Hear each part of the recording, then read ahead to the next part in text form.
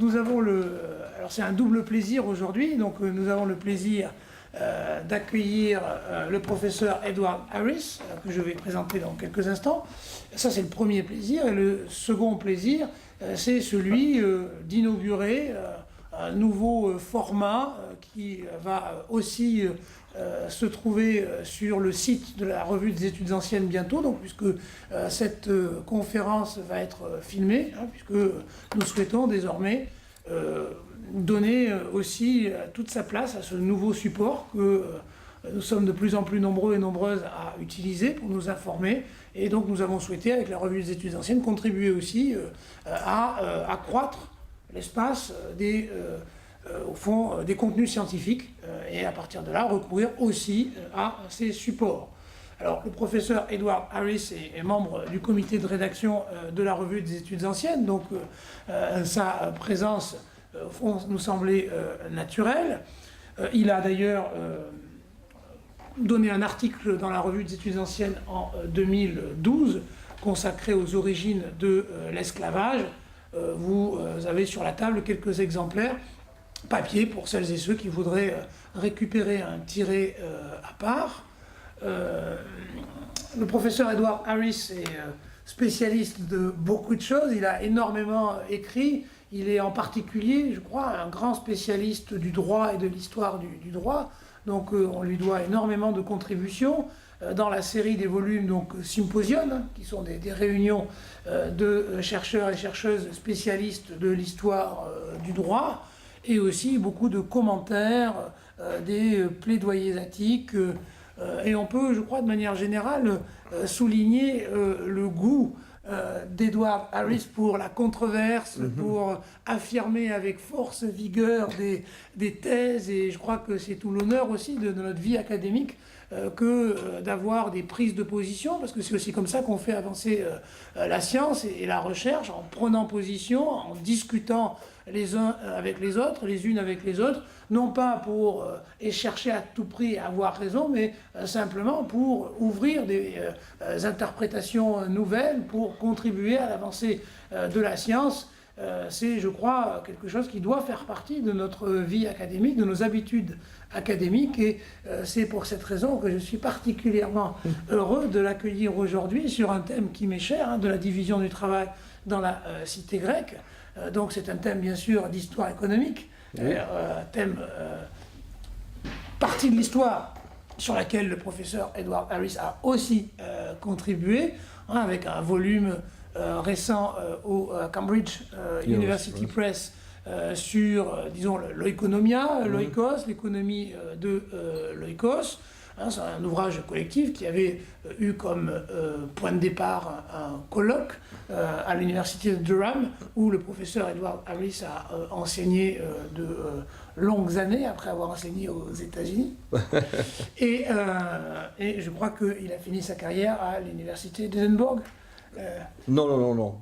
J'ai un poste honoraire, comme on dit. Bon, je suis professeur émérite de Durham. Oui, j'ai pris ma retraite, comme on dit, en 2013. 2013. Oui. Voilà, donc vous savez déjà maintenant à peu près tout sur le professeur Edward Harris, sauf ce qu'il va nous dire sur de la division du travail dans la cité grecque. Vous avez tous et toutes le handout, donc, qui sera téléchargeable sur le site, donc on pourra suivre la conférence quand elle sera sur le site, plus récupérer le handout, donc ça permettra d'être dans les mêmes conditions que celles et ceux qui sont présentes aujourd'hui. Donc je cède la parole au professeur Edward Harris avec beaucoup de joie et dans l'attente du savoir qu'il va diffuser. Bon, merci beaucoup Christophe de m'avoir fait, comme on dit, cette introduction très gentille. Mais Christophe, vous m'avez fait, comme on dit, une petite surprise, parce qu'il ne m'a pas prévenu qu'on va, comme on dit, me filmer. Bon, et c'est-à-dire, bon, je n'avais pas, comme on dit, le temps de faire mon maquillage. Bon, et je ne porte pas, mais si je ne porte pas de cravate, c'est parce que moi, j'habite la Grèce et c'est dû à, comme on dit, à l'influence de Alex Tsipras. Bon, non, c'était un grand plaisir. La première fois que j'étais, comme on dit, à Bordeaux, j'ai passé, comme on dit, 2 jours, comme on dit, dans l'hôpital. On revenait, comme on dit, d'un séjour, comme on dit, en Espagne. J'étais très malade, mais mes impressions, c'est beaucoup meilleur que cette fois. Bon, je consacre, comme on dit, ce séminaire à la mémoire d'Emile Durkheim, dont le titre de sa thèse était, comme on dit, ressemblait, comme on dit, à la mienne. De la division du travail dans la société. Durkheim a étudié, comme on dit, en Allemagne, et il était, comme on dit, à l'école supérieure, normale, supérieure, avec Jean Jaurès. Oui, il était oui, dans la même classe. Il était chargé d'un cours de sciences sociales et de pédagogie à partir de 1887, comme on dit, à l'université de Bordeaux, puis il est parti, comme on dit, et il a fondé le département de sociologie ici, comme on dit, en 1895, avant son départ, comme on dit, à Paris, où, comme on dit, j'ai, comme on dit, lu, comme on dit, dans la source de la vérité sur Internet, c'est Wikipédia, que ces conférences, comme on dit, à la Sorbonne, étaient obligatoires pour tous les étudiants. C'est incroyable, incroyable. Et à cause de ça, il a exercé une grande influence. Bon, c'est comme on dit, le titre, comme on dit, je dois le titre, comme on dit, le titre en français, comme on dit, à notre ami Christophe Pébart, de la division du travail dans le monde grec antique. Bon, je commence, je vais suivre, comme on dit, les sections de handout.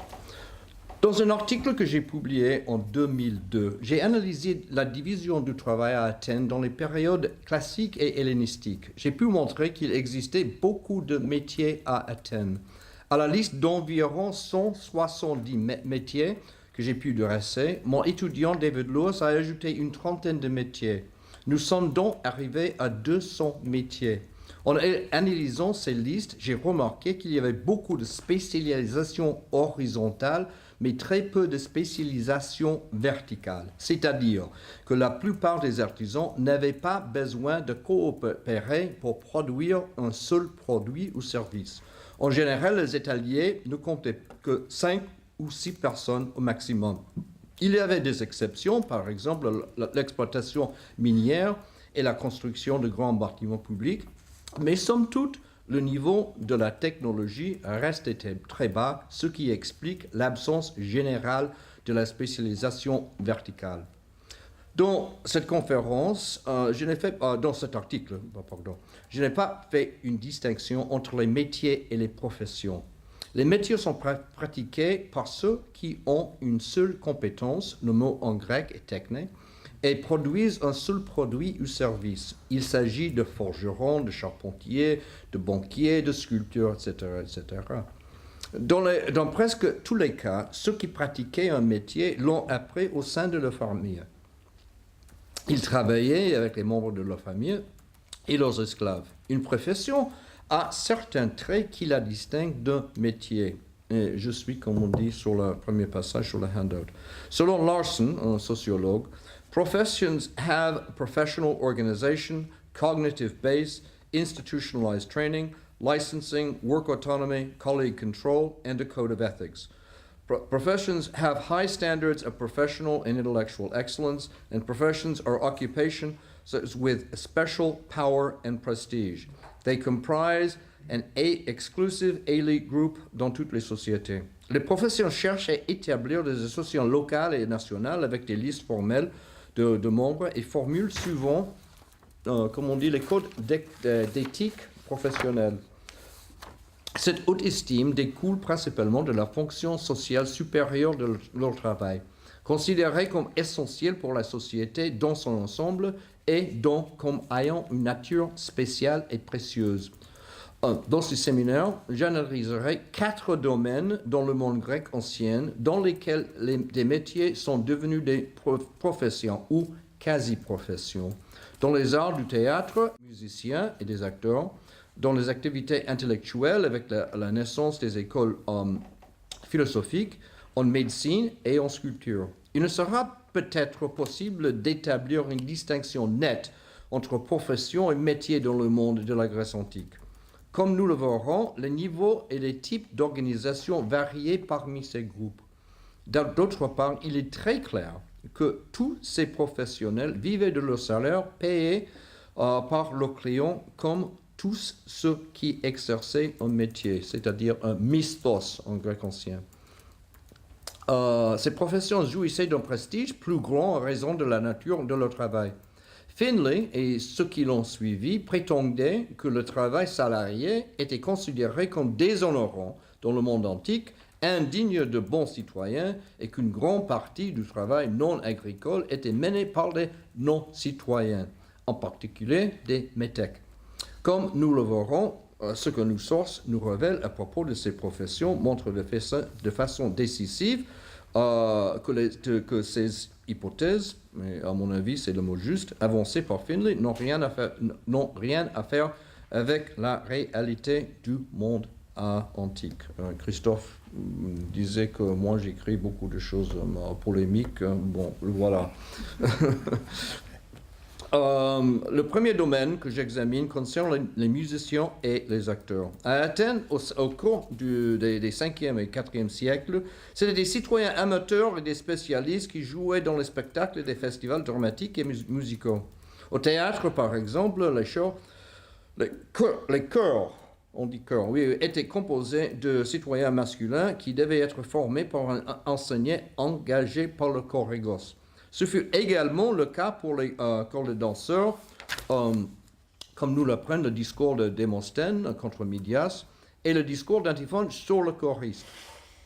Ces citoyens jouaient ou dansaient dans leur propre communauté et seulement pendant des festivals publics ne recevaient pas de salaire pour leur contribution au spectacle. Les spécialistes pouvaient voyager à l'étranger, travailler régulièrement et percevoir des salaires impressionnants. Par exemple, Échine, j'ai vu la statue qu'on lit dans notre bibliothèque. Oui, papa. Nous parle d'Aristodème qui avait des contrats dans plusieurs villes différentes. Aulus Gellius, Algel, raconte une anecdote à propos de Kétroléos, selon laquelle l'acteur a reçu un talent pour un seul performance. Mais ces acteurs semblent avoir été indépendants et n'ont jamais formé des groupes professionnels pendant la période classique. Au début du IIIe siècle, cette situation a radicalement changé avec la création d'associations d'artistes dionysiaques. Il y avait 4 associations principales. Bon, je vous ai indiqué comme 5, comme on dit sur le handout. Mais celle d'Athènes, celle de l'Isthme et de Némée, celle de l'Ionie et de l'Hellespont et celle de l'Égypte et de Chypre. Les 2 premiers ont vu le jour vers 280, comme on dit, avant notre ère, et les deux autres semblent avoir suivi un peu après. Comme l'a montré Sophia Enezeri, il y avait un groupe appelé les Synagonistai qui semble avoir fait partie de l'association de l'Ionie et de l'Hellespont. 2 autres associations en Sicile et dans le sud de l'Italie sont attestées au IIe siècle avant notre ère. Le recrutement pour ces associations était international. Il semble que la plupart des membres de l'association athénienne soient venus d'Athènes, même si nous ne possédons pas les ethniques de beaucoup de membres de ce groupe. Il en va de même pour l'association de l'Égypte et de Chypre et celle de l'Hellespont. D'autre part, les membres de l'association de l'Isthme et de Némée proviennent de différentes villes et régions. Thèbes, Athènes, Mégare, Cassandrée, Argos, Syracuse, Delphes, Sicyon, Stymphale, dans le Péloponnèse, Herméone, Zacynth, Thespie, Pella, l'Arcadie, Oponte et Chalkis, dans le baie. Les associations d'artistes dionysiaques avaient toutes les caractéristiques d'une organisation professionnelle. Et bon, je suis encore sur la première page de handout. Premièrement, ils maintenaient des listes de membres. Deuxièmement, ils ont élu et nommé des officiels qui géraient les affaires de l'association. Ils représentaient également les intérêts de leurs membres auprès des monarques, des polices et des magistrats et des prêtres des sanctuaires et des festivals tels que les amphictyons de Delphes. Troisièmement, ils avaient leurs propres fonds qu'ils pouvaient recueillir auprès des membres ou prélever sur les honoraires gagnés par les représentations dans les festivals. Quatrièmement, ils ont gardé leur propre dossier. Cinquièmement, ils pourraient avoir un siège officiel où ils ont exercé leurs activités et gardé leur dossier. Sixièmement, ils pourraient imiter les institutions de la cité en votant des décrets honorifiques pour les bienfaiteurs. Septièmement, comme une organisation professionnelle moderne, ils pourraient obtenir des autorités, des privilèges exceptionnels pour leurs membres comme des exemptions fiscales, des exemptions du service militaire et des assélies, c'est-à-dire une protection contre l'arrêt et la confiscation des biens. Et j'ai reproduit, comme on dit, à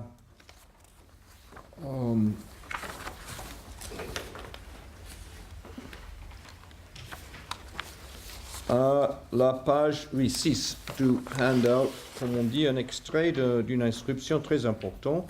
C'est un autre privilège qu'on a donné, comme on dit, aux artistes dionysiaques par les amphictyons de Delphes. Et cette inscription est très importante parce que ça donne, comme on dit, l'indication de la date de la formation, comme on dit, de cette association. Je vous ai donné comme la traduction, comme on dit. Par exemple, huitièmement, ces privilèges témoignaient le prestige dont jouissait dans le monde grec. Et si je peux, comme on dit, entrer dans un débat, on a, comme on dit, prétendu que ces associations, ces associations privées, parce que c'est une association privée, sont en quelque sorte en dehors de la cité ou sous, comme on dit, la cité. Ce sont les expressions de Kostas Vlasopoulos. Je ne suis pas tout à fait d'accord parce qu'ils imitent, comme on dit, les institutions de la cité et ils se situent, comme on dit, au sein de la cité. Et ils dépendent, comme on dit, de la cité, comme on dit, pour leur salaire, pour tout, pour la protection aussi de l'asile et beaucoup d'autres choses. Parce que, bon, ils ne se trouvent pas, comme on dit, en dehors de la cité, comme on dit, ils font partie de la cité. Comme le montre Sylvie Le Guen, il ne faut pas associer l'établissement de ces associations à un prétendu déclin de l'esprit de la police et à une croissance du cosmopolitisme. Déjà au 5e siècle, les festivals musicaux et dramatiques ont attiré des professionnels étrangers tels que le rhapsode Ion qui a participé au festival d'Asclépios à Épidore. Comme Fayel l'a montré dans une étude très utile sur les artisans étaient très mobiles au 4e siècle avant Jésus-Christ. Ils voyageaient d'un endroit en cherchant du travail sans se faire harceler par le UK Border Agency. C'est moi qui a beaucoup souffert, comme on dit, à cause de cette agency. Quand j'étais, comme on dit, je ne me perds plus. Et dès la période archaïque, les Grecs ont parcouru de grandes distances pour participer au festival pan-hellénique. La naissance de ces associations est en relation avec deux conditions économiques. L'expansion du marché pour les acteurs et les musiciens, et deuxièmement, le développement dans la division du travail, pour reprendre mon thème. D'une part, le nombre des festivals est augmenté dès la fin du IVe siècle et pendant la période hellénistique, Louis Robert a promis une monographie sur ce sujet qu'il n'a jamais écrit. On peut consulter pourtant l'article de Parker à ce sujet. Cette augmentation du nombre des festivals se reflète dans le nombre croissant de théâtres construits en pierre à partir de 350 avant notre ère. Voyez la liste des théâtres sur le handout. Il se peut que quelques théâtres dans cette liste et les dates de la construction soient incertaines, mais la tendance générale est indéniable. Il y a une explosion après 350 de notre ère. Et la croissance continue pendant la période hellénistique. On voit, comme on dit, il y a très peu de théâtre, comme on dit, au 6e et au 5e siècle. Quand on vient, comme on dit, au 4e siècle, il y a beaucoup plus. Mais comme j'ai indiqué, comme on dit, avec l'astérisque, la plupart de ces théâtres sont bâtis, comme on dit, après, comme on dit, le milieu du siècle. Et cet développement a continué au 3e et au 2e siècle. Mais il y a aussi beaucoup de théâtres qu'on ne peut pas dater de façon précise. Mais comme on dit, le développement, comme on dit, en gros, comme on dit, est très indéniable. Cela a créé une demande constante de services artistiques, ce qui a permis soit à un artiste, soit à un musicien de trouver du travail presque tous les mois. De l'autre, il semble y avoir une spécialisation plus grande dans les rôles. Voyez la liste sur le handout. Et je vous ai donné comme Specialization in the Artists of Dionysus. Il y a beaucoup de, comme on dit, de rôles. Comme j'ai montré, comme on dit dans mon article de 2002, c'est l'une des rares exceptions à la tendance générale selon laquelle il y avait peu de spécialisation verticale dans le monde grec ancien. Et on peut faire aussi un rapport entre la croissance de spécialisation, comme on dit, verticale, comme on dit, avec la croissance du marché. Quand on a un marché plus large, on a beaucoup plus de spécialisation. La formation des associés a également contribué à réduire les coûts de transaction. C'est pour la citer, coût de transaction cost, c'est très populaire, comme on dit dans le monde, New Institutional Economics.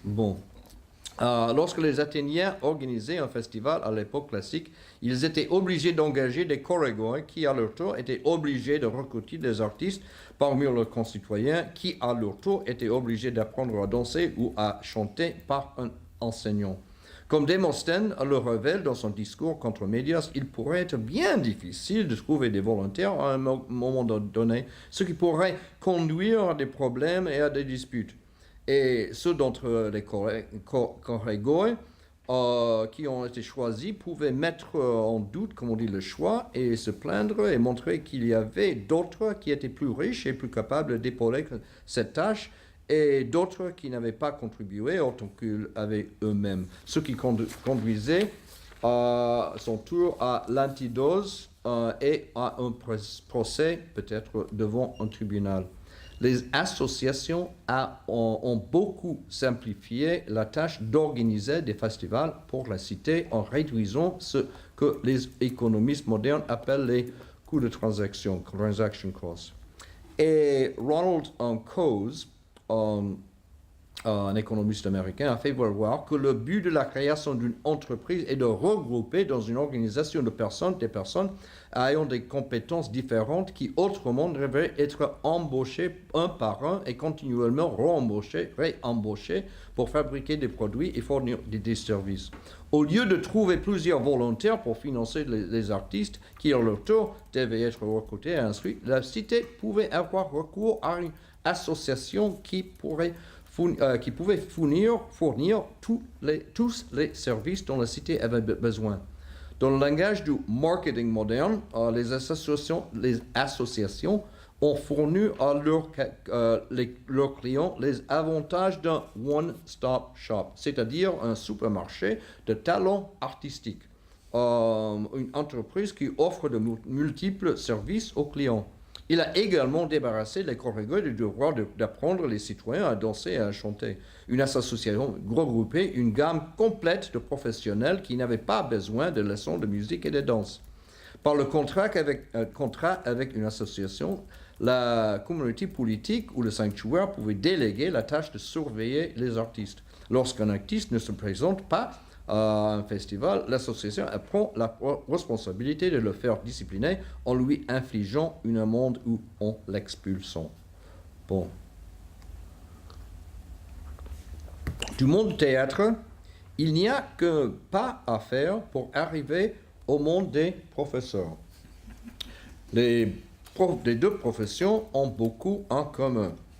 Les acteurs divertissent leur public et nous, les professeurs, nous sommes obligés de divertir nos étudiants. Bon. Les 4 principales écoles philosophiques à Athènes, les précurseurs de l'université moderne, ont été fondées entre le début du IVe siècle et le début du IIIe siècle avant notre ère, peu de temps avant la naissance des groupes d'artistes dionysiaques et se rassemblaient beaucoup à eux.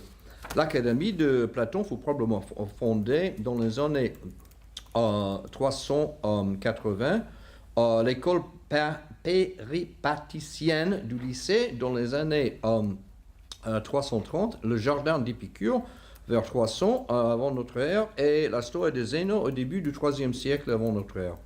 Pour placer ce développement dans son contexte historique, nous devons examiner l'éducation à Athènes avant Platon. Au 5e siècle avant notre ère, l'enseignement primaire comprenait 2 sujets principaux. L'entraînement physique au gymnase et l'entraînement à ce qu'on appelait musiqué. Bon, c'est prononciation, comme on dit, le grec moderne. Musiqué. Qui comprenait la lecture des poètes traditionnels et l'enseignement des instruments de musique. Ces écoles étaient en fait surveillées par l'État, comme nous le dit Échine dans son contre-Timarque. Si nous utilisons les nuages d'Aristophane comme guide, nous constatons une augmentation du nombre de sujets disponibles à l'enseignement à la fin du 5e siècle. Voyez la liste des sujets attestés dans les nuages d'Aristophane. Je doute qu'il y avait un Francis Therion à la fin du 5e siècle, mais les sujets enseignés semblent refléter la réalité. Athènes a attiré le talent intellectuel de l'étranger, comme dans le monde des acteurs, la demande d'enseignants a créé un marché international du talent intellectuel et les sophistes pouvaient gagner beaucoup d'argent en faisant des séminaires. Beaucoup plus que moi, mais moi, je ne me plains pas. Comme on dit, l'Université de Beau est très généreuse. Je n'ai rien à plaindre. Malgré l'augmentation du nombre de sujets, ceux qui enseignent ces matières ont tendance à enseigner plusieurs matières différentes et non pas créer d'écoles permanentes au 5e siècle.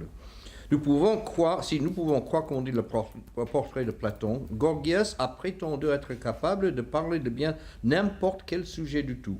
Même au IVe siècle, Isocrate, qui selon une source comptait 100 étudiants au cours de sa carrière, ne créait pas d'école permanente et n'embaucha pas d'assistants. Cela a changé avec la fondation des écoles philosophiques qui combinaient l'enseignement et la recherche. L'une des raisons de la naissance des écoles a peut-être été l'avantage d'offrir de l'enseignement dans une variété de sujets, ce qui aurait été difficile pour un seul enseignant. Comme les associations d'artistes dionysiaques, les écoles avaient un siège permanent et un groupe de membres permanents.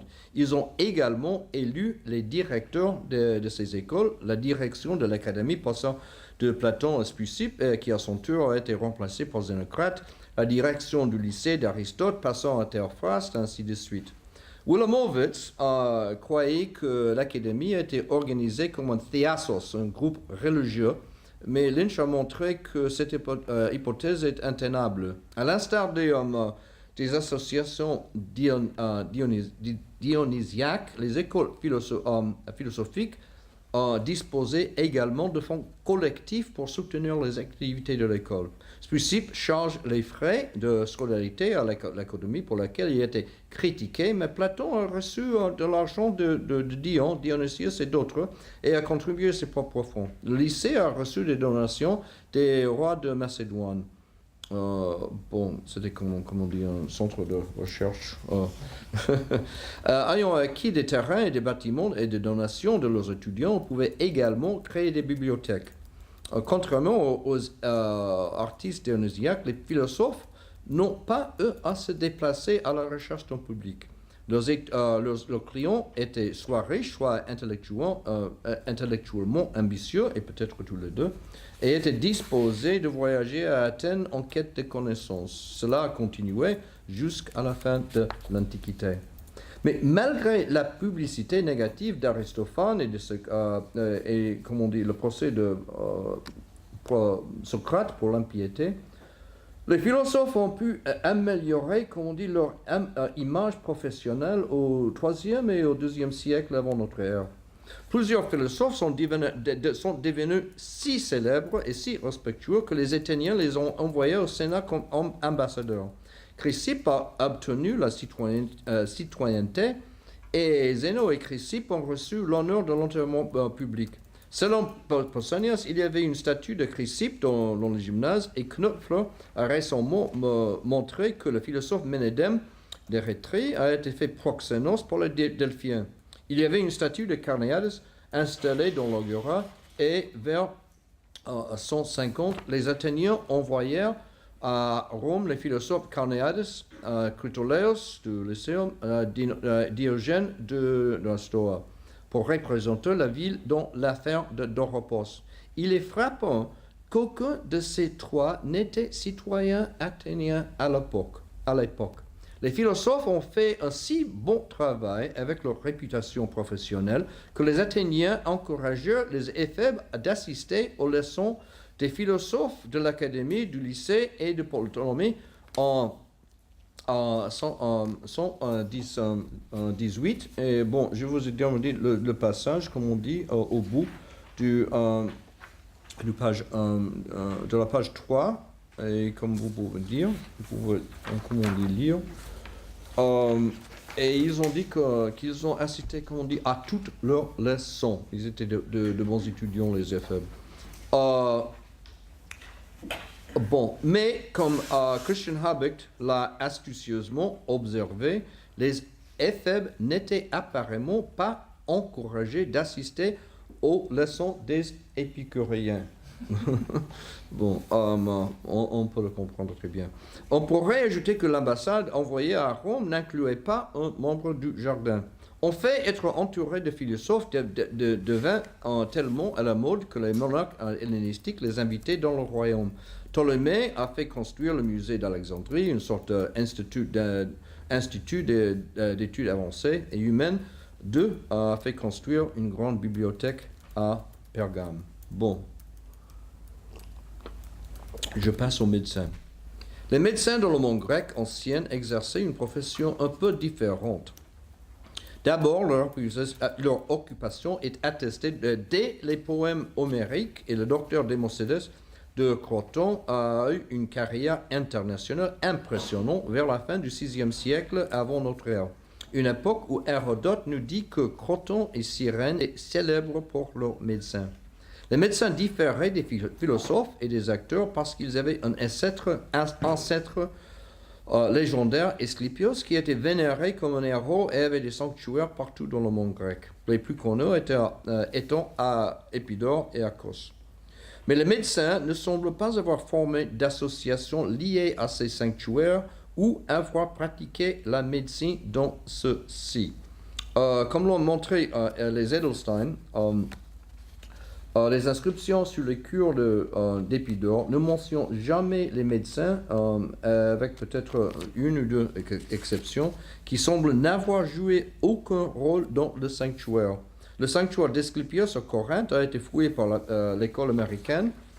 Et le suite a été publié par Carl Rober, qui semble n'avoir trouvé aucun instrument chirurgical ou autre élément associé à l'exercice de la médecine parmi les découvertes. Nancy Boukidis m'a dit qu'il faut peut-être nuancer, comme on dit, ce constat. Il y avait, comme on dit, des choses pour faire des drogues, Médicaments. Médicaments, oui, pour médicaments, mais il y en a très peu et on ne sait pas si on a trouvé, hors du sanctuaire ou dans le sanctuaire, mais il n'y a pas d'instrument, en fer, chirurgical. La même chose semble être vraie pour les Sclépions à Athènes. Comme Elchar l'a montré, il y a des dédicaces faites par des médecins pour obtenir la faveur du héros et comme remerciement pour des remèdes réussis, mais aucune preuve que les médecins ont rencontré et traité les patients dans les sanctuaires. Comme pour les autres professions, la formation en médecine est souvent transmise de père en fils et pratiquée par les familles. dans une inscription célèbre écrite dans le script syllabique chypriote de la ville italienne et datée au 5e siècle avant notre ère. Le roi Sassikypros et la ville accordent au docteur Onesilas et à ses frères la terre et une grande somme d'argent en échange d'un traitement médical pour les soldats, luttant contre les Mèdes et les habitants de Kition au sud. Les Génos de Asclépiade, de Kos et de Cnidos ont reçu des privilèges à Delphes au IVe siècle et ont pu, comme on dit, être une famille pratiquant la médecine.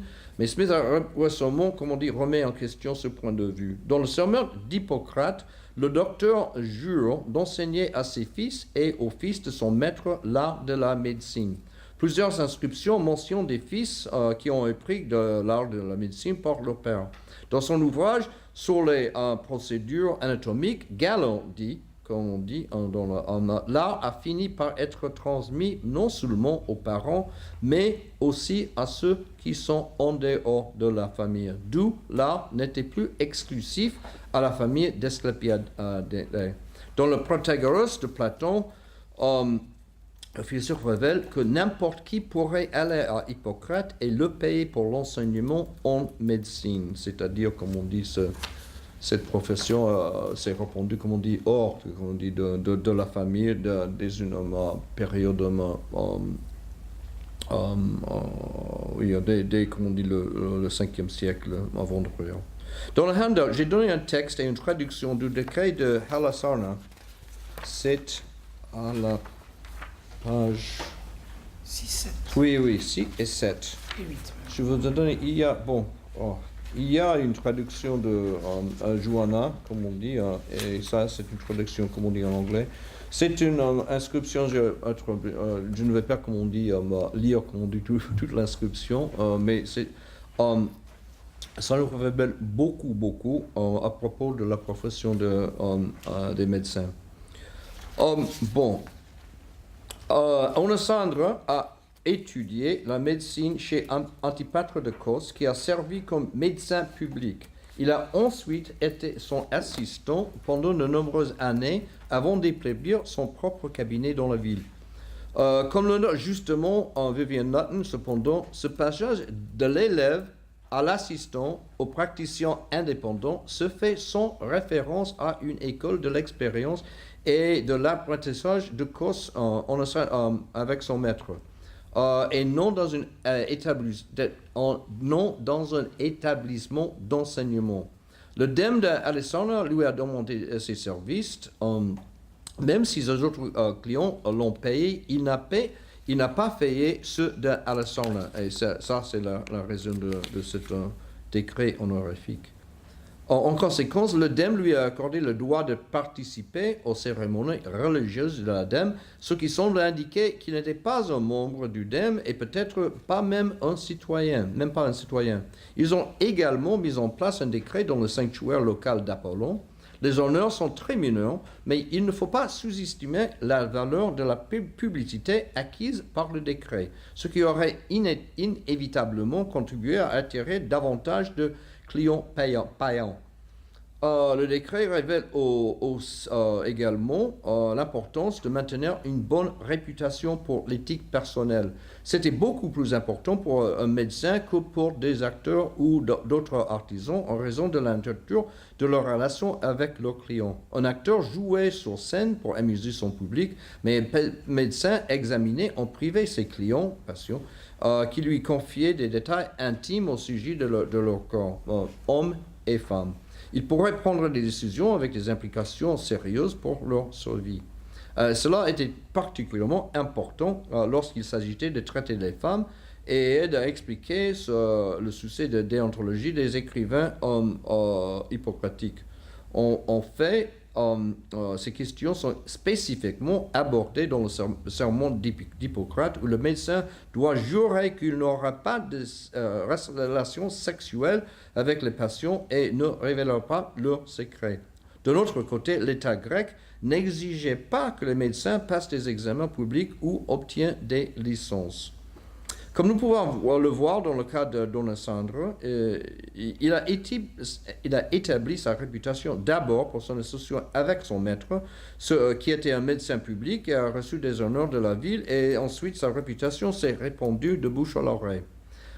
Il a fait répandre sa renommée par sa générosité et sa volonté de traiter n'importe qui. Pourtant, même si la police grecque ne surveillait pas les médecins, les décrets publics honorifiques pour les médecins exprimaient une approbation publique qui jouait un rôle similaire, mais pas, bien sûr, identique à celui d'une licence médicale dans les États modernes. Plusieurs cités-États ont également nommé des médecins publics et les ont payés pour les encourager à rester dans leur communauté sous condition qu'ils traitaient tout ce qui demandaient leur service. Mais ces médecins avaient aussi des clients qui étaient capables de les rembourser. Les médecins ne ressemblaient pas aux acteurs et aux philosophes parce qu'ils n'avaient pas jamais à eux à surmonter une mauvaise réputation, mais jouissaient d'une bonne réputation dès la période archaïque. Le recueil très utile de Samama contient de nombreux décrets honorifiques votés pour les médecins, beaucoup plus que pour les philosophes. Et bon, j'attire votre attention sur la page 4 et 5. Et j'ai dressé, comme on dit, une liste de ces inscriptions qu'on peut trouver dans la collection très utile de Samama. Deux aspects de ces décrets sont pertinents à notre thème. Premièrement, c'est la mobilité des médecins. Beaucoup de décrets louent des médecins étrangers. Parfois, les médecins quittaient leur ville natale et s'installaient dans une communauté étrangère. D'autres séjournaient pour peu de temps ou résidaient pendant un certain nombre d'années, puis rentraient chez eux. De cette façon, les médecins ressemblaient plus aux acteurs qu'aux philosophes. Les médecins devaient aller où il y avait des malades. Les étudiants viennent de l'étranger pour assister aux leçons des philosophes. David Lewis et moi avons observé l'existence d'un marché du travail dans la mer Égée dans notre volume The Ancient Greek Economy, dont parlait Christophe Pébart. Les médecins se déplaçaient vers des endroits où on avait besoin de leurs compétences. Parfois, ils ont été envoyés par leur communauté et pour la Grèce de Kos, les médecins jouaient un rôle dans leurs relations diplomatiques avec d'autres cités. Si la ville de Kos voulait, comme on dit, créer, comme on dit, un lien avec une autre cité, c'était un des moyens de faire ça, c'était d'envoyer, comme on dit, quelques médecins de Kos pour soigner, comme on dit, les malades de l'autre communauté. D'autres fois, ils sont venus de leur propre initiative. Deuxièmement, dans presque tous ces décrets, les honneurs et privilèges sont accordés à des médecins individuels, jamais à des groupes. En fait, nous ne rencontrons que très rarement de médecins établissant une pratique collaborative. Même s'il y a une expansion des connaissances médicales dans la période classique qui se reflète dans les traités des écrivains hippocratiques, les traités médicaux du corpus aristotéliens et les œuvres de Dioclès de Cariste, il n'y avait pas beaucoup de spécialistes dans le domaine de la médecine lors des périodes classiques et hellénistiques. Comme le note Samama, en dehors de ces médecins explicitement désignés comme pratiquement la chirurgie, les indications sont rares en ce qui concerne ce que nous qualifions des spécialistes. De cette façon, ils sont différents des acteurs dans les associations des articles dionysiaques. Dans les inscriptions recueillies par Samama, presque tous les médecins reçoivent le titre de iatros, dans certains cas archiatros. Ils n'exerçaient pas une spécialité comme l'ostéologie, la gynécologie ou les maladies de la peau. En fait, le docteur Dioclès de Charistos a écrit sur de nombreux sujets: anatomie, activité sexuelle, questions féminines, évacuation, pansement, drogue, cathare, légumes, digestion, fièvre, chirurgie, prognostic, les qualités des racines. Selon nos sources, Hérophilus a écrit 11 œuvres, dont Van Staden considère 7 authentiques. 6 d'entre eux analysent l'anatomie des légumes, les sages-femmes, la thérapeutique, la diététique et l'ophtalmologie. On trouve le seul exemple de médecins pratiquant ensemble dans un ergastérium, dans une tablette de malédiction trouvée à Metapontum dans le sud de l'Italie et datée au IIIe siècle avant notre ère, qui nomme 17 médecins travaillant apparemment ensemble, mais rien n'indique que chacun pratiquait une seule branche de médecine. Mais on peut interpréter, comme on dit, cette tablette de façon différente. Il se peut, comme on dit, que celui qui a écrit la tablette est allé, comme on dit, à chacun de ces médecins et tout, comme on dit, ces médecins n'ont pas réussi, comme on dit, à le guérir. Et à cause de ça, il leur donne, ils ont eu la maladie, comme on dit, tous ensemble.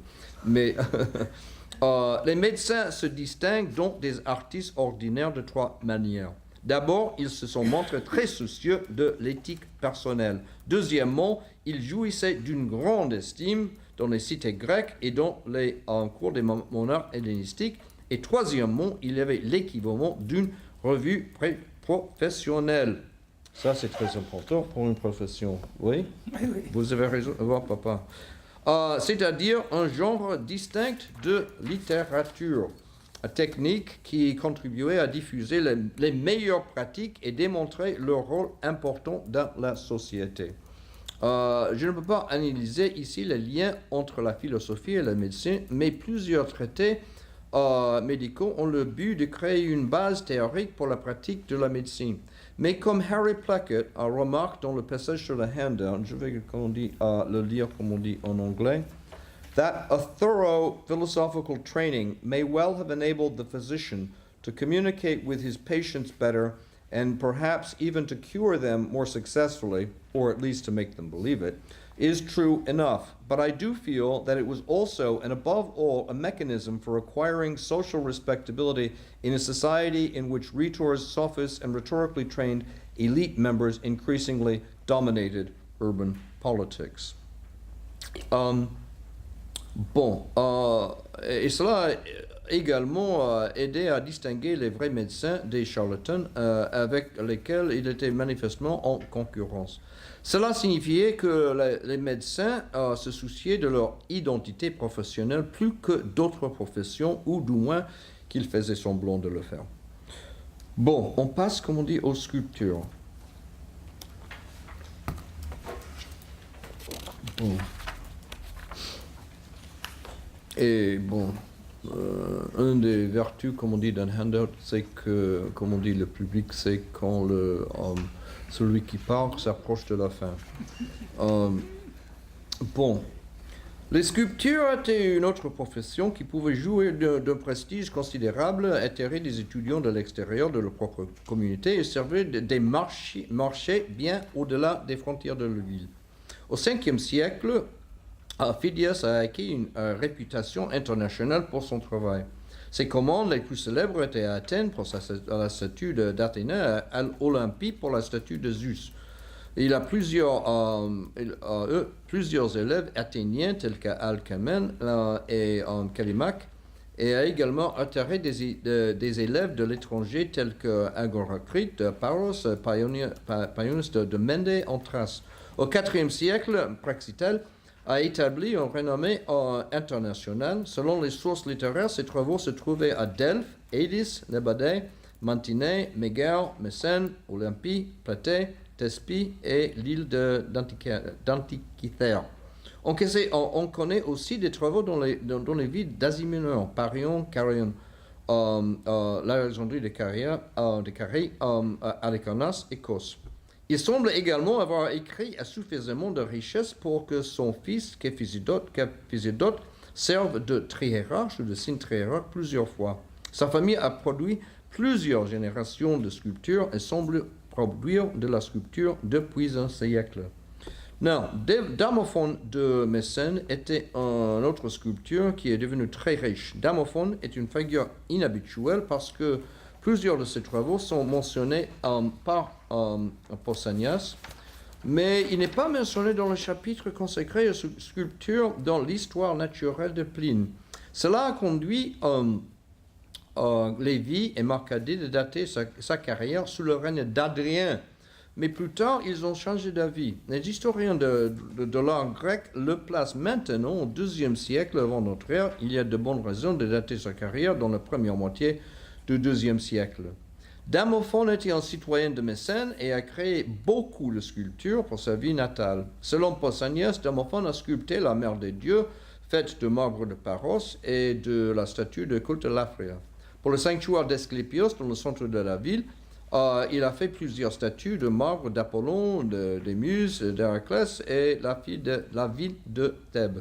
En dehors de son travail à Mécène, Damophon a également reçu des commandes dans d'autres villes du Péloponnèse. À Mégalopolis, il a fait des statues d'Hermès et d'Aphrodite.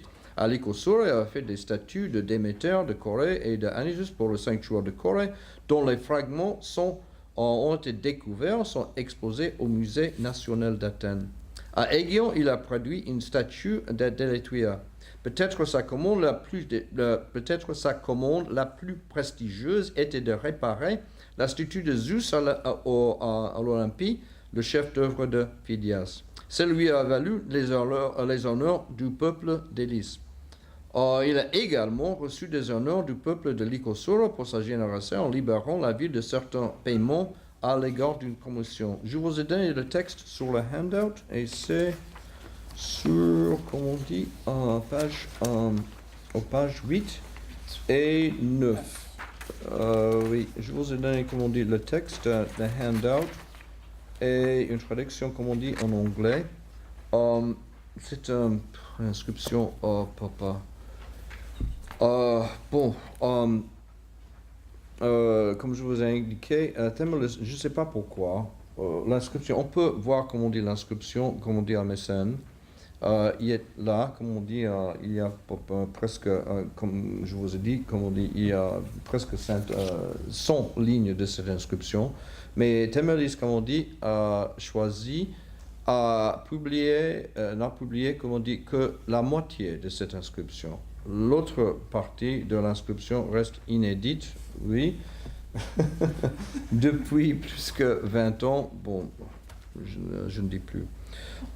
Il doit avoir été un homme très riche parce que le montant qu'il a remis était de 3546 tétradrachmes d'argent. Les habitants de Lycosaure étaient si reconnaissants qu'ils lui ont donné une couronne et une statue et ont fait annoncer ses honneurs lors de plusieurs festivals dans le Péloponnèse, à Némée, à Ithome, à Mécène et peut-être ailleurs. Il était assez riche pour faire plusieurs dédicaces, une à Mégalopolis, à Poseidon, une autre à Lycosaure et d'autres à Mécène, comme à l'Acrotérion, pour le temple de Zeus Soter, que nous révèle une inscription récemment publiée.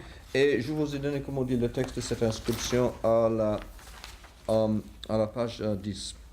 Comme dans le cas de Praxitèle et de sa famille, Damophon jouissait d'un grand prestige et possédait, comme on dit, une richesse considérable, bien que nous ne puissions, comme on dit, calculer le montant de leur fortune. Comme Phidias et Praxitèle, il voyageait en dehors de sa ville natale à la recherche de commissions, mais il est resté seulement dans le Péloponnèse, où il y avait un marché régional pour son travail.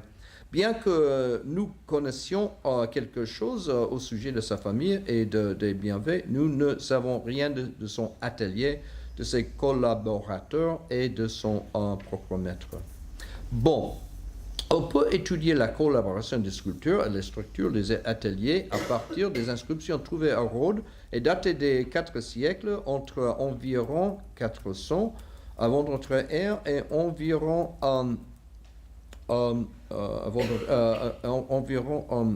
7 de notre ère. Bon, ça fait, comme on dit, 4 siècles. Ils ont fait l'objet d'une thèse très utile de doctorat de Virginia Goodlett dans l'Université de New York, dont les principes et conclusions sont résumés dans un article paru dans le American Journal of Philology. Ça, c'est comme on dit dans la bibliographie. Les fouilles ont permis de découvrir 140 bases portant le nom de 120 sculptures. La plupart de ces sculptures travaillaient sur Rhodes. Seulement 17 sculptures signées trouvées en dehors de l'île. Parce que beaucoup de signatures donnent les patronymes, il est possible de tracer les liens familiaux parmi plusieurs. Pendant la période de 250 à 167, beaucoup de sculpteurs semblaient avoir été itinérants. Ils ont signé de base et sont partis. Mais dans la période de 200 à 150 avant notre ère, le pourcentage de base qui peut être assigné aux ateliers s'élève à 59% et après 89% des statues signées ont été produits par seulement deux ateliers. Le pourcentage tombe à 70 dans la période après 167.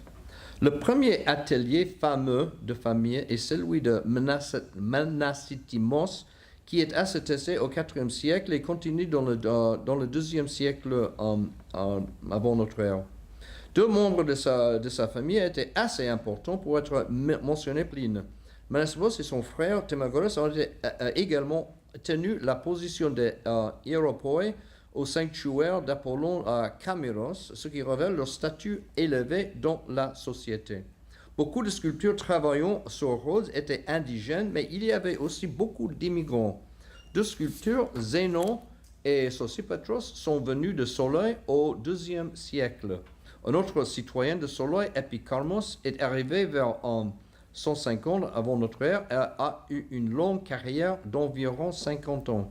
Il semble avoir reçu l'épigamie, c'est le droit de marier, comme on dit, une citoyenne, et le droit de résider vers 140 avant notre ère. Un autre étranger, Théon d'Antioche, a travaillé à Landos vers 580 et a collaboré avec Démétrios Rhodien et était enterré près de la ville de Rhodes. Le plus grand atelier du IIe siècle a été établi par un immigrant de Tyr, Artemidoros, le fils de Ménodotos, qui a également travaillé en dehors de Rhodes comme ses fils. Comme on remarque de Goodlet, l'aspect le plus frappant des ateliers rhodiens est leur hétérogénéité. Bon, j'ai commencé de façon exacte. Bon. Des sculpteurs de diverses villes travaillaient au sein d'un même établissement. Comme pour les autres professions, les liens économiques créés par l'activité professionnelle dépassaient le fossé entre les citoyens et l'étranger. À Rhodes, le rapport des sculpteurs indigènes aux sculpteurs étrangers a augmenté d'une période à l'autre. Dans la première période, la plupart sont des Rhodiens, mais entre 350 avant notre ère à 200, le nombre de sculpteurs étrangers passe de 3 à 19. Au début, beaucoup d'étrangers venaient d'Athènes, mais il n'y en a plus d'Athéniens après 184 avant notre ère. Au fil du temps, la plupart viennent d'Asie mineure, en particulier Tyr, Soloï et Antioche. Le nombre décroissant de sculptures après 167 est clairement lié au déclin des richesses économiques de la ville après que les Romains ont déclaré Délos port libre, ce qui a diminué le commerce de l'île. Il y avait un nombre croissant de commissions après 100 avant notre ère, même si les sculpteurs se déplaçaient de ville en ville comme les docteurs et les artistes dramatiques, beaucoup de sculpteurs rhodiens étaient actifs dans des ateliers familiaux qui étaient relativement restreints. Leurs commissions avaient tendance à être petites et ne nécessitaient pas de grandes formes de coopération. Il n'y avait pas non plus de place pour la spécialisation dans cette profession.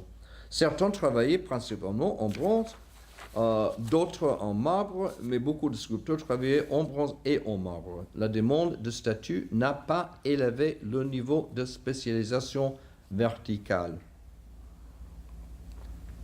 Plusieurs traits distinguent ces quatre métiers d'autres professions et permettent de parler de métiers et d'identité professionnelle. Premièrement, les quatre professions jouissaient d'un statut élevé, ce qui se reflétait dans les honneurs et les privilèges qu'elles recevaient des cités-États et des monarques. ou du moins ceux qui étaient au sommet de leur art, étaient considérés socialement respectables. Il y avait évidemment des artistes de rue, des jongleurs et d'autres en dehors des associations d'artistes dionysiaques qui étaient méprisés. Et de la même manière, il y avait des guérisseurs et des charlatans.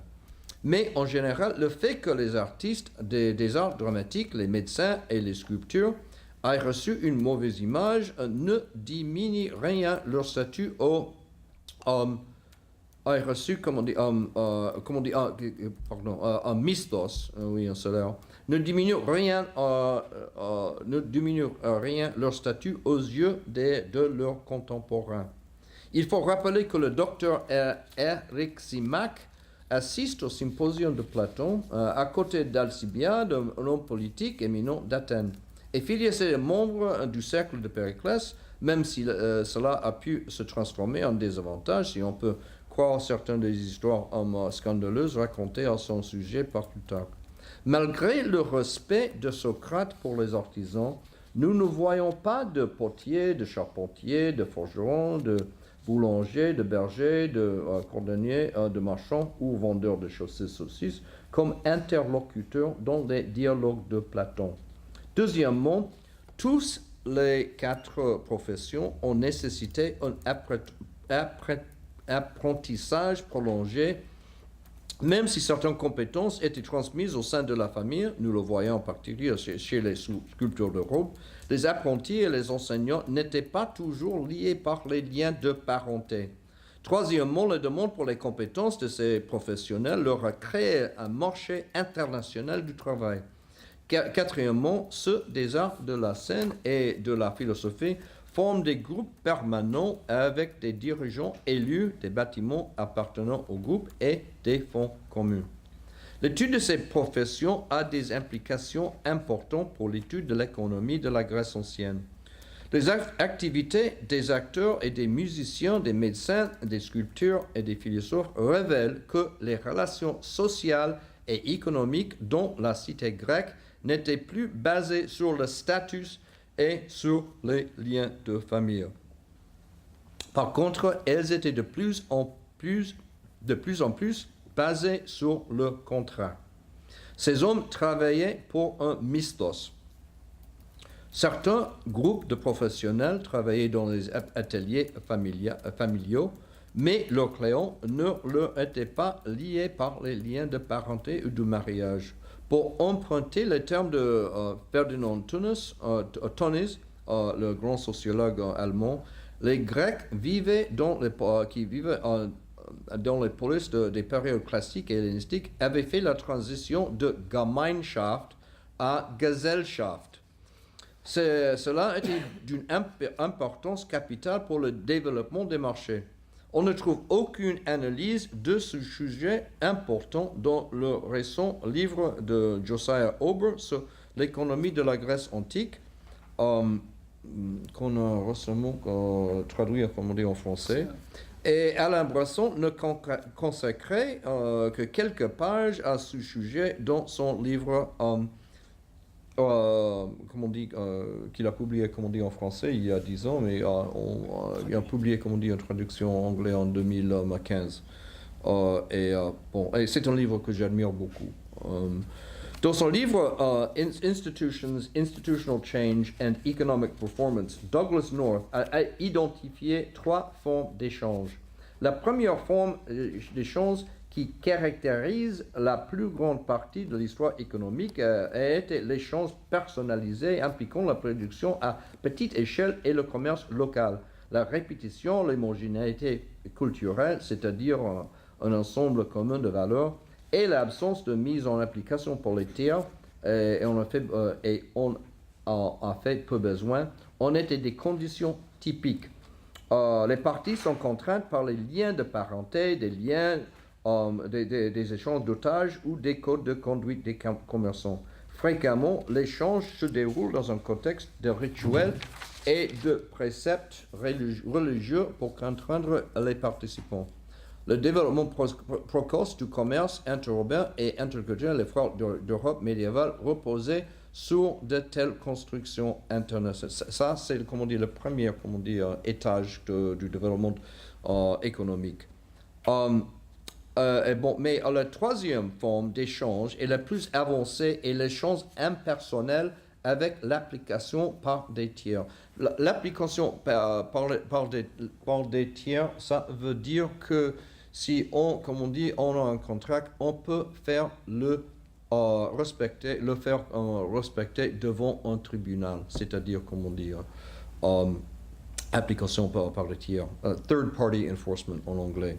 Ça, c'est très important. Il a été le fondement essentiel de la réussite des économies modernes impliquées dans les contrats complexes nécessaires à la croissance économique moderne. Ce que North semble ignorer, c'est que les polices grecques des périodes classiques et hellénistiques faisaient respecter les contrats dans leurs tribunaux. C'est-à-dire, comme on dit, le troisième étage, selon North, comme on dit, du développement économique, une des caractéristiques, on peut trouver, comme on dit, dans la Grèce ancienne.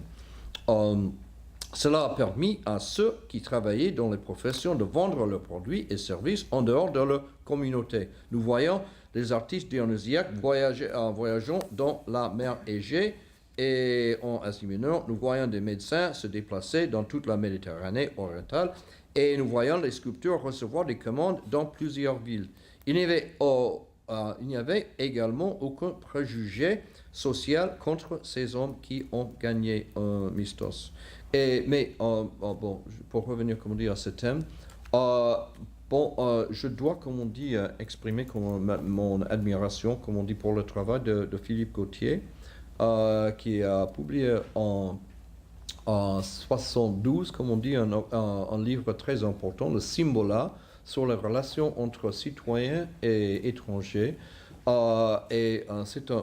Malheureusement, dans le monde, comme on dit, anglo-saxon, on ne fait pas, comme on dit, référence, comme on dit, à ce livre important. Et à mon avis, c'est un livre qui n'avait pas seulement, comme on dit, d'importance pour l'étude de la politique dans le monde ancien, mais aussi pour l'économie des cités grecques. Parce que si les étrangers n'avaient pas, comme on dit, accès aux tribunaux, il n'y avait pas, comme on dit, de commerce. Et ça, c'est très important. Et aussi, il n'y avait également aucun préjugé social contre ces hommes qui ont gagné un mistos. Plusieurs d'entre eux ont mérité de faire partie des cercles sociaux les plus élevés et ont gagné des honneurs dans la cité. Nous pouvons tracer les débuts de ce développement dans la période archaïque et il y avait une expansion continue jusqu'à l'Empire romain.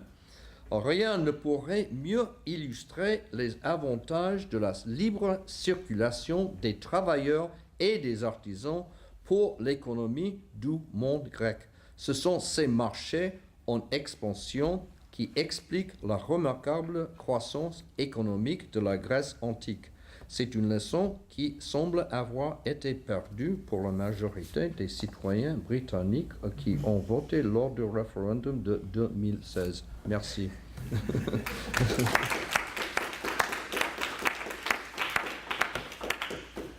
Merci beaucoup, Edouard, pour cette très belle conférence qui, je crois, illustre bien tes multiples talents.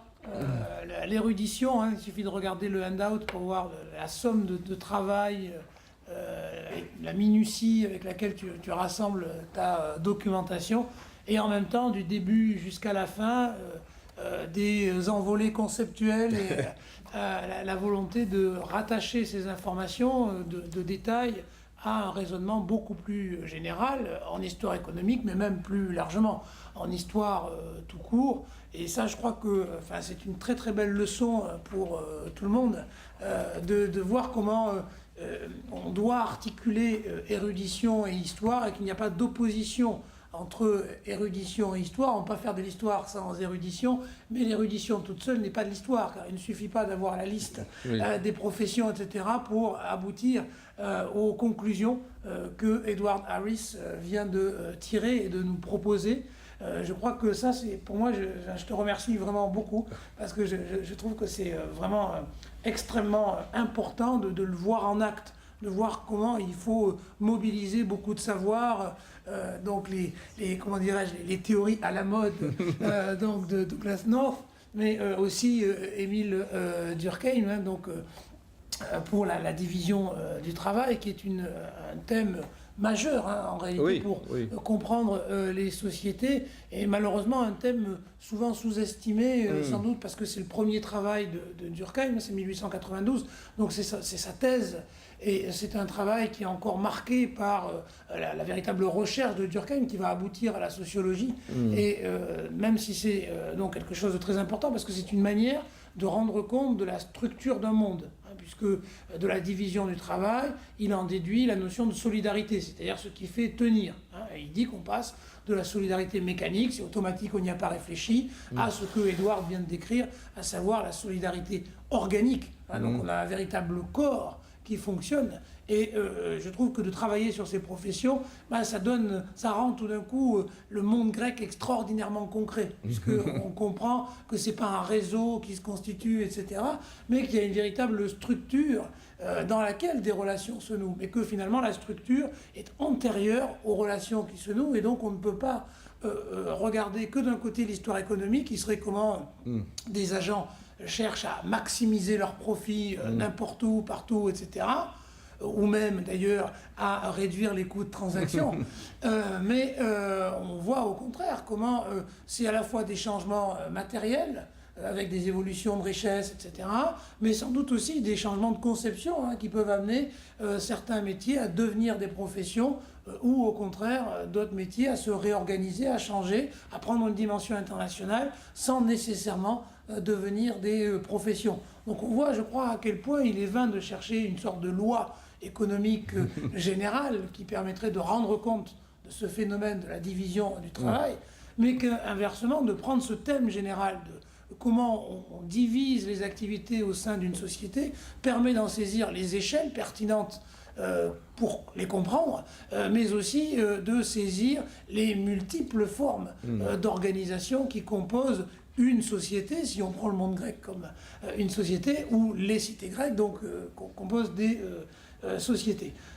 Donc je crois que finalement tu ne l'as pas cité, alors c'est moi qui vais le faire, mais parce que tu as fini sur le contrat un peu. Ça fait immanquablement penser à cette phrase ultra connue de Durkheim dans La division du travail. Hein. Tout n'est pas contractuel dans le contrat, c'est-à-dire pour qu'il y ait un contrat, il faut qu'il y ait quelque chose avant et autour, le tiers. C'est-à-dire qu'il n'y a pas de contrat sans tiers. Et je trouve que c'est une très belle manière de rappeler que si nous faisons parfois de l'histoire économique, parfois de l'histoire sociale, il n'est en réalité pas possible de faire que l'une ou que l'autre si on veut comprendre les phénomènes que nous étudions.